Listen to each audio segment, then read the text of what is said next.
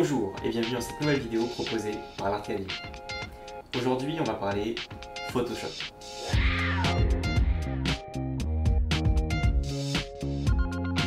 Et si je faisais une vidéo avec seulement une semaine d'intervalle avec la dernière que j'ai faite, bah voilà, c'est chose faite, je m'y mets, je me lance, c'est parti. Pour ce faire on va faire un petit tuto rapide mais je pense indispensable. On m'a fait remarquer que mes méthodes de travail sur Photoshop étaient assez violentes et qu'elles maltraitaient beaucoup nos pauvres photos. Donc aujourd'hui on va apprendre à bien les traiter et à faire quelque chose de tout gentil, tout beau et de préserver en fait ce qui est vachement important avec Photoshop, qui est de faire un travail non destructif, c'est-à-dire de pouvoir avancer, de pouvoir faire des retouches et de pouvoir créer, obtenir une image finale sans pour autant perdre l'image de base, pour pouvoir toujours revenir en arrière, pour pouvoir toujours remodifier, annuler alors qu'on a bien avancé sur quelque chose et puis tout recommencer et tout ça sur le même fichier sans devoir tout recommencer du début, revenir, voilà, être capable de pouvoir faire ça. Et pour ce faire, Photoshop nous met à disposition quelque chose qui est miraculeux, c'est les calques et les masques. C'est deux outils qu'il faut savoir maîtriser sur Photoshop, c'est vraiment la base. Et donc on va voir rapidement les grandes lignes de tout ça. Donc c'est parti. J'ai choisi voilà, une image mais la plus banale qui existe, hein. J'ai fait une photo, voilà, coucher de soleil, il n'y a pas plus simple comme photographie. Donc je l'ai ouvert dans Photoshop, vous voyez ici ma petite photo avec le petit cadenas et on va faire tout notre travail sans toucher à ce cadenas. Ce cadenas, il est là pour nous dire que justement notre image, elle est protégée, elle ne peut pas être dégradée, on ne peut pas la perdre. Les modifications que nous allons, tant que le cadenas est là, c'est-à-dire que les modifications que nous faisons ne sont pas irréversibles. Donc ok, on va rester dans cette démarche-là. Je vais commencer tout simplement par dupliquer mon image, mon calque, mon premier calque qui est ici. Pour ce faire, j'appuie sur CTRL-J, hop, et je me retrouve avec un doublon, c'est-à-dire l'image en double, superposée. On va le dupliquer une deuxième fois aussi pour l'exemple. Donc voilà, là je me retrouve avec trois calques. Ce qu'il faut savoir, c'est que c'est le calque du dessus qui a la priorité. Autrement dit, par exemple là si je fais un trait, voilà, on le voit, il est net et très clair. Et on voit qu'il est sur le calque du dessus. Si je fais passer ce calque en dessous, ça disparaît. Il n'a pas disparu le trait, il est juste en dessous. Si je masque le calque du dessus, il réapparaît. Voilà, il faut avoir en tête ça, c'est toujours celui qui est sur le dessus qui a la priorité. Donc pour le coup, on va revenir en arrière, donc CTRL-ALT-Z pour revenir en arrière, et je me retrouve sans mon trait. Ce qu'on va voir ici, c'est comment faire une retouche de notre ciel, comment faire une retouche de notre sol de manière indépendante et non destructive. Donc pour ce faire, on va supprimer celui-là, c'était juste pour vous montrer l'ordre d'importance. On va commencer par créer ce qu'on appelle un masque vectoriel ou un masque de fusion. Voilà, on peut l'appeler, Photoshop l'appelle des deux manières, donc on va appeler ça un masque de fusion, hein, c'est très bien. On se retrouve avec un petit rectangle blanc qui est ici, et ce rectangle blanc il signifie quoi? Il signifie que nous pouvons colorier par-dessus avec du noir par exemple, la couleur opposée, et donc quand on passe avec du noir sur ce masque, eh bien on efface l'image.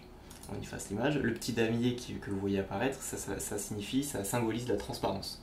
C'est-à-dire qu'il n'y a rien en dessous et que voilà, c'est la transparence. Elle est symbolisée comme ça sous Photoshop. Ok, sauf que votre image, elle n'est pas supprimée, elle est juste masquée. C'est-à-dire que si vous revenez en arrière et si vous reprenez du blanc, voilà, le noir est l'opposé du blanc, donc ça efface. Et si vous prenez du blanc, eh bien vous allez revenir en arrière et vous allez pouvoir recréer de la matière. En gros, elle n'est pas supprimée, elle est juste masquée. Voilà l'important de ce masque-là. Donc là, vous allez comprendre ce qu'on va pouvoir faire grâce à ça. On va sélectionner notre outil baguette magique. On va sélectionner notre ciel. La baguette magique, c'est magique, hein, voilà, comme on le dit. Donc on sélectionne notre ciel. Tout notre ciel est sélectionné. On regarde bien qu'on est sélectionné sur notre masque qui est ici, on sélectionne bien. Et on va prendre la couleur noire. Voilà, très bien. On prend la couleur noire et on vient repasser par-dessus. Voilà. Il y a plusieurs manières pour le faire, moi je vais le faire comme ça au pinceau, il n'y a pas plus simple. Ce qui fait que là, nous obtenons uniquement je vais faire CTRL D pour désélectionner, nous obtenons uniquement le sol.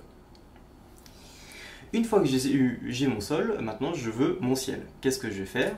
Donc je vais me remettre sur mon image de base, je vais refaire un CTRL J pour récupérer mon image, et cette fois, qu'est-ce que je vais faire? Je vais cliquer, je vais maintenir CTRL appuyé, je vais cliquer sur mon calque, ici, pour resélectionner le sol.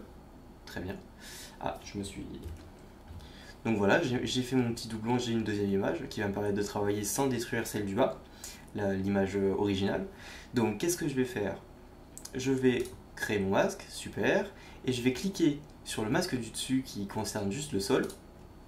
Voilà, je clique sur ce masque-là. Ça me permet de le sélectionner instantanément. Quand je clique dessus et que j'appuie sur CTRL en même temps, ça me permet de le sélectionner instantanément, de sélectionner tout ce qu'il y a dans la sélection, tout ce qui est présent dans cette sélection-là. Hop! Et là, je vais venir effacer le sol. Donc, je vais masquer tout ça pour m'y retrouver. Super. Voilà, parfait. Je me retrouve donc avec un calque qui concerne le sol et un calque qui concerne le ciel. Là, vous voyez, il n'y a pas d'ordre de priorité, étant donné que les deux calques, enfin, il n'y a rien qui superpose l'autre. Donc, on ne voit pas grand chose, on ne voit pas la différence entre le calque du dessus et le calque du dessous. Il n'y en a pas un qui prend le dessus. Mais cet effet-là est encore important. Ici, vous avez les réglages. Donc vous avez luminosité, contraste, niveau, vous en avez plusieurs, on ne va pas tous les faire, je vais en prendre juste un pour vous faire l'exemple, que je vais mettre au-dessus. Une fois que vous le faites, vous cliquez dessus, il y a l'onglet du réglage qui s'ouvre ici, et vous pouvez y faire n'importe quoi.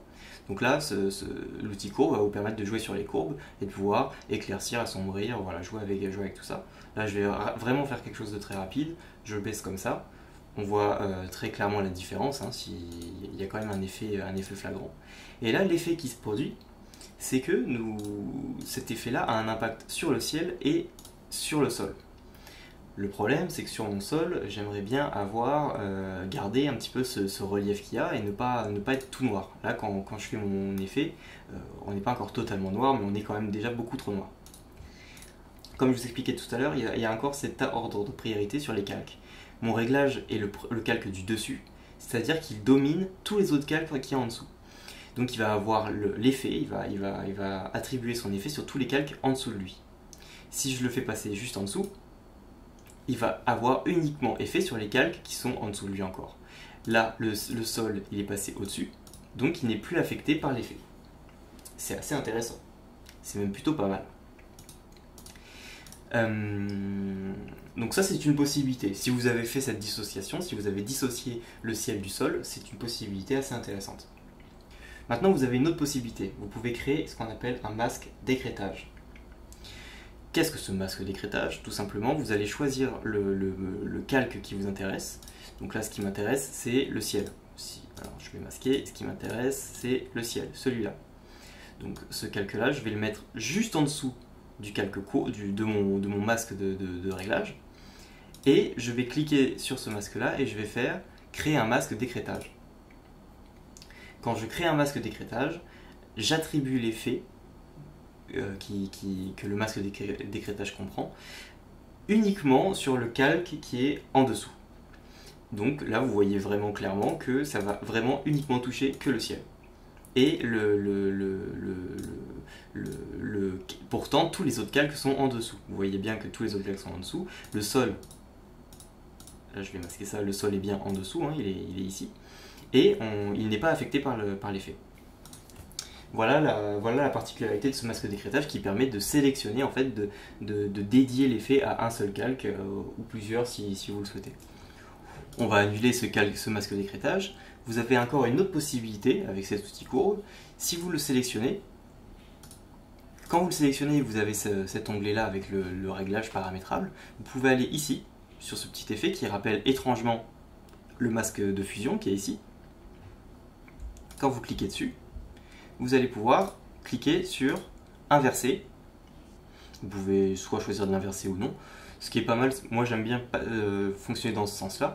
Donc je vais inverser l'effet. Donc on n'a plus rien. Si je le masque ou si je le mets, on voit bien qu'on n'a plus rien. Mais là on va pouvoir venir colorier on va pouvoir venir colorier notre image. C'est toujours pareil, si notre masque ici est noir, eh bien on va venir colorier avec du blanc pour donner l'effet inverse. Donc ici je vais venir colorier, il vaut mieux se mettre sur une opacité un petit peu plus faible, toc, toc, on va supprimer ça, hop, hop, voilà. Et donc vous allez vous prendre votre petit pinceau, vous vous mettez sur une opacité un peu plus faible et sur un contour un peu plus doux, et vous allez pouvoir venir colorier uniquement et insuffler uniquement l'effet là où vous avez choisi de passer avec votre pinceau. Donc là c'est vraiment très précis, ça permet de faire des choses très précises, de passer uniquement à des endroits et pas à d'autres. Moi j'aime beaucoup ce côté-là, ça permet de faire des choses sympas. Voilà, sans toucher avec ça. Après vous voyez, si vous débordez, c'est pas grave, c'est pas un travail destructif, donc vous pouvez revenir en arrière, vous reprenez du noir, et pour aller faire quelque chose de plus précis, vous allez zoomer, toc, voilà, et vous allez pouvoir revenir en arrière sur ces petites parties-là, et rééclaircir les endroits où vous avez assombri, et ainsi de suite. Voilà, ce petit paramètre qui est intéressant à connaître et qui permet de pouvoir retoucher et insuffler un effet de manière non destructive et de manière très précise. Donc on a vu ça, je pense qu'on est pas mal, j'essaye de faire un format un petit peu court.